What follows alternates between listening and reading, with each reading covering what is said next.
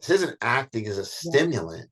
It's only acting to help repair the mechanisms that as we age and we go through this aging process, right?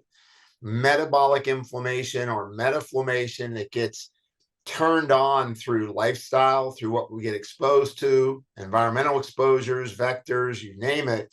Maybe we're not sleeping enough. Maybe we're not exercising enough. All that kind of cascades into this process where our body starts to turn on the wrong signaling. And we're wanting to just to right that ship. And that's where I think OSO1 is so powerful as a compound.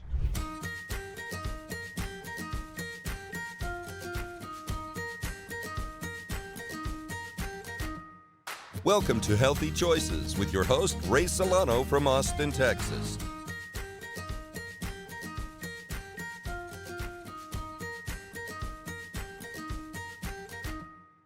Now, here's your host, Ray Solano. Hi, this is Ray Solano with your Healthy Choices podcast, Dr. Talks. As our series here, we're going to have our most celebrated guest, Dr. Jim LaValle is one of our most celebrated practitioners. He's one of our pharmacists that teaches so many practitioners across the country and the world. His reputation and all of his accolades go on and on and on. He's also, he's in charge of education for A4M. He's in charge of science for Lifetime, and on and on and on. So Jim, I don't want to we can spend 25 minutes with all your accomplishments, but I don't want to take up all your time today. But we really wanted to, you always coming up with new and innovative formulas, innovative molecules that really change the course of healthcare. And I've always said that you're always years ahead of everybody else. And I want to talk a little bit today, if you can go over this new small molecule therapeutics. We call it OSO1. And maybe you can tell us about this and its applications. Oh, sure. I mean, I think the first thing is when people hear small molecules, what's that mean, right? Because you hear peptides, they're kind of small, and glutathione's kind of small, right? Right. But a small molecule is typically it's an organic compound, and it has a very low molecular weight, usually less than 900 Daltons. So that's a really small compound, and they're obtained from natural sources. And they're becoming a really dominant class of compounds, in the pharmaceutical arena, actually. So once again, over half of the compounds that end up as drugs originate from natural sources, right? So this is no different than that same proposition that you and I, we always talk about, and I got to laugh, Ray, when we went through pharmacy school, we weren't even allowed to use a calculator. We had to use a slide rule, right? I remember that. Right? You're using a slide rule. Yeah. So, we've been at it for a while, but, the real valuable courses that we learned, of course, were things like organic medicinal biochemistry. And that's where small molecules fit. They're working on, at the cellular level, helping to signal your body to do the things it should be doing, right? And so OSO1, why it's important is small molecules get across the blood-brain barrier, they get across the cell membrane, and they create a physiologic process that we're looking for. And then the biggest thing is you can take them orally. You don't have to inject the darn things, right? You can take them orally and get a metabolic effect. Great examples. A lot of people are familiar with the statin drugs. Statin drugs are small molecules. Calcium channel blockers are small molecules. But in the natural arena, things like RG3, pretty small compound. Salidrosides, pretty small compound. But OSO1 has got its advantages because it has, I think, one of the most desirable profiles for what people need today. So the first thing is people are losing muscle. Right. All day long. Sarcopenia, man. Everybody's everybody's into not eating now. And when you don't get enough protein, you're gonna go to that muscle and break it down to get the fuel that you need. So it's really important that we preserve lean muscle. So one thing that it does is it activates something called AMPK. So AMPK helps with mitochondrial metabolism, keeping a lot of mitochondria within your cells and generating a little bit of that anabolic drive. Now, if you look at all of the actions of OSO1, it acts similarly to a GLP-1, but not as intense as a GLP-1. So there is some supportive literature to say it does work in that way. Helps with glucose homeostasis, helps with something called autophagy. Everybody's into autophagy now, right? Right. You know, it's, or an autophagy is the process, if you're listening, it's cleaning up the byproducts of your metabolism. So you're getting rid of the waste more effectively. There's some interesting evidence with it that it helps with cardiovascular support. It can help with perfusion of skeletal muscle. I'd probably say you combine this with something like Revasca, which is a great nutrient that I know you know a lot about. Helps with that improving microcapillary blood flow. Why is that important? All your organs and tissues need blood flow in order to sustain a healthy environment for all the cells of that particular organ or tissue. In addition to that, it has some renal protective properties. It also acts as a redox agent, so it helps to reduce oxidative stress.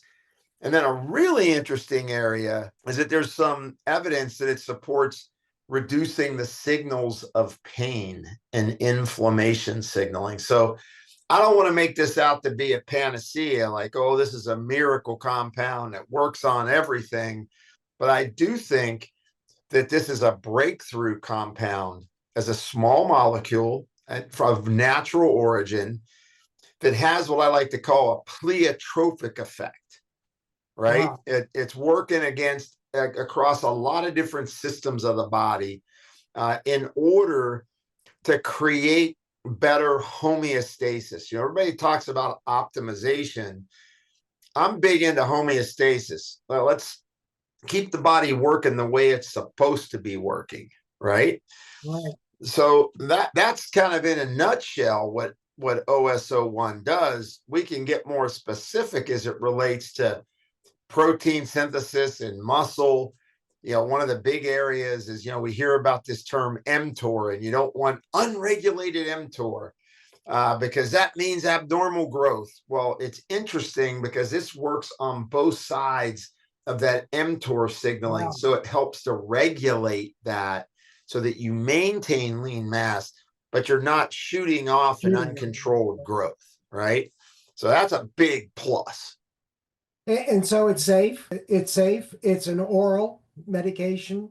The people, they asked me, these are what you just mentioned, a lot of positives of the effect, but some of the questions patients ask us, simple, can they take it with food or without food? And then the question is it interacting with any of my other medications or any of my other supplements? Is it going to affect their sleep?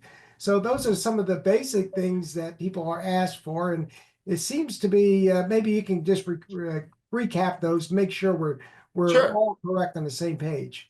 Yeah, I mean, you can take it with or without food. I generally tell people take it without food. At least wait 30 minutes after you take. It's probably ideal. Right. So that's best. Now the dose is 100 milligrams.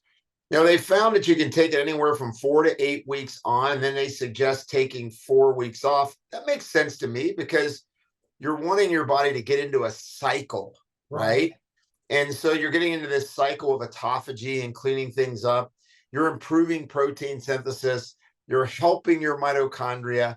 And then you want your body to kind of reposition all that for a period of time. And then, you can restart, right? So this is one of those great, I think, cyclic compounds because of its effect on mTOR and because of its effect on autophagy and because of its effect on, fatty acid synthesis. It's got a lot of different benefits. Now, of course, it doesn't replace exercise, although when you hear its mechanisms, you think, hey, I probably don't need to exercise anymore, right? But you still need to get out there and move and get that blood flowing and have all the other benefits, getting better serotonin production, getting better heart rate variability, getting improved heart rate and heart rate recovery. So, you still want to do that. You still want to have a responsible approach to your eating patterns, right? Right. So all those are important. Is it going to affect other things that you take? You would see probably some synergistic effect if people are on mitochondrial support like PQQ or CoQ10, right? You're going to help fuel and support the mitochondria. Getting adequate magnesium status, really important. Do you have to worry about feeling amped up? Not really. This isn't acting as a stimulant. It's only acting to help repair the mechanisms that as we age and we go through this aging process, right? Metabolic inflammation or metaflammation that gets turned on through lifestyle, through what we get exposed to, environmental exposures, vectors, you name it.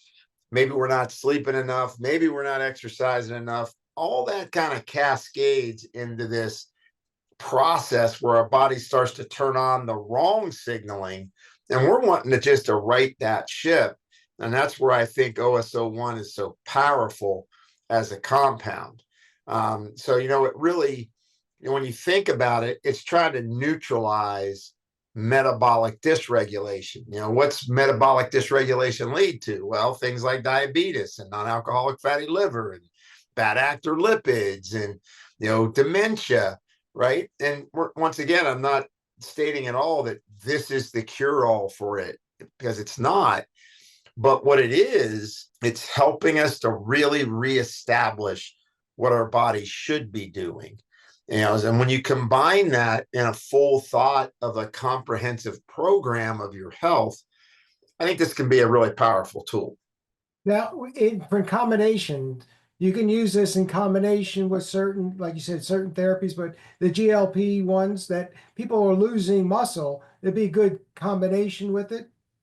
Oh, it'd be a great combination with that, right? Because you've got people, and once again, GLP-1s don't make you lose muscle, right? But by default, most people that are doing GLP-1s right now, their appetite goes way down.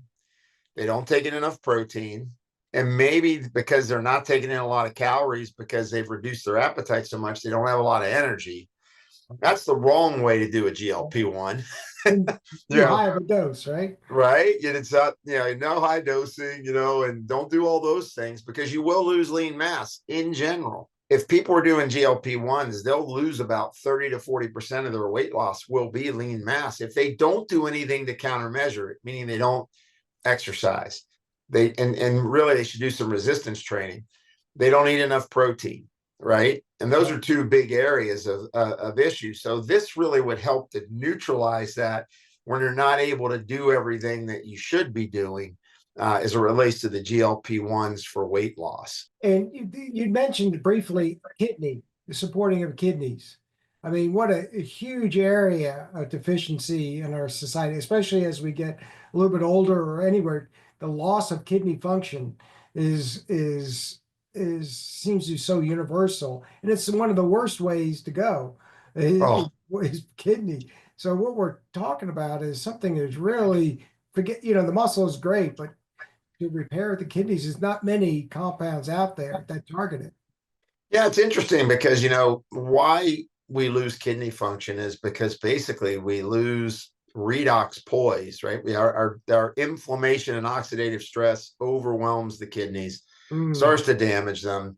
You lose mitochondrial function in the kidneys. And so this, when you have that ability to induce autophagy and protect against the senescence or the death of these cells, and then you create zombie cells that are creating oxidative stress, when you can clean some of that up and preserve mitochondrial function, well, you're going to spare some kidney cells, right? You're going to spare some of that ability to filter. And Ray, as you know, we're seeing an epidemic of that with individuals, right? You got a lot of people coming in with reduced what's called GFR or glomerular filtration rate. They're not able to be able to get the kidneys functioning the way they should. And this is happening at earlier and earlier ages. I mean, I've seen people in their 40s with kidney functions of people that are in their 80s, right? And a lot of it's due to lots of oxidative stress, not enough hydration, too much burden on your metabolism. And if you're diabetic or pre-diabetic, I mean, you're just right in the throes of kidney dysfunction, right? And we got half of the population that's either pre-diabetic or diabetic. When we look at this new generation of longevity medicine and looking at the opening up a platform for people for new therapies that actually work, this is right. It's perfect. People have been using drugs like rapamycin to help reduce chasteness, but it's a different classification of drug. I think this is probably something that may replace that because it's a little bit safer. Would you agree? Yeah, I mean, when you look at its functions, I mean, it kind of inhibits mTOR. That's kind of what rapamycin does, right? But not only inhibiting mTOR, but balancing mTOR. That's what's, I think, really important. And then, of course, increasing autophagy, spermidine, real popular now, right? Everybody's talking about spermidine. And that's because spermidine induces autophagy. It induces the cleanup of your cells, right? So super important there. Probably one of the most important things is it helps with GLUT4 transport of glucose into your cell. That's the appropriate way for you to get glucose in your cell, and you generate ATP, which is, of course, your molecules of energy production, right? And that's a key feature of how you're going to stay healthy longer and have that extended health span. So that's a key thing that I think we just all miss, right? Why am I starting to feel so tired? Well, you're not generating energy the way you should, right? And we're seeing adolescents and younger people having these chronic conditions that adults used to have, and they're having glucose irregularities, obesity, so many of these chronic conditions. Is this also for people that are in their teens, or that we're giving tremendous side effects of drugs to this population of youngsters? I would think that this, for those people having some of these dysfunctions, it would be perfectly safe for that age group. Yeah, I mean, I think, look, when you're young, typically you're generating a fair amount of tissue anabolism, but what happens now is that people even in their 20s, they're already compromising that. So I think that, from that standpoint, as soon as you start to notice catabolic function, I'm not able to maintain lean mass, I'm lowering my energy production, I'm seeing changes in my anabolic drive, that's where it can be of support. And seniors as well, too, because sarcopenia, right? Well, I think seniors, it's even more important. I think this is where you'd see some incredible value, right? So I think that, when you look at this, there's a tremendous opportunity, for individuals. I mean, honestly, I think people starting in their 30s nowadays, I almost consider them seniors metabolically from what I've seen, right? People are already kind of going down that too. It's that old story I used to hear, well, you're 40 now, you should expect to feel this way. Now it's more like you're 30 now, you should expect to feel this way, right? So I think that's all a really important aspect to it. You deal with a lot of athletes and people that are competing, that are always looking for an edge and something to increase muscle. Do you see this as also something that people are looking for their peak performance could be a candidate as well, right? Oh, I think it's a huge plus, actually. Yeah. I mean, I would call this a significant edge because, it's not about how hard you work out. It's about how well you recover. And a lot of times recovery, the harder you exercise and the longer your duration of exercise, the more it's difficult to have the recovery mechanisms in place, adequate sleep, adequate food, adequate kind of balance of you need inflammation post-exercise, but you need to reset that inflammation You need to clean up the have that autophagy, clean up the byproducts of hard exercise in your cells. And so I think it's got a real opportunity on the performance side. And it's not about the professional athlete.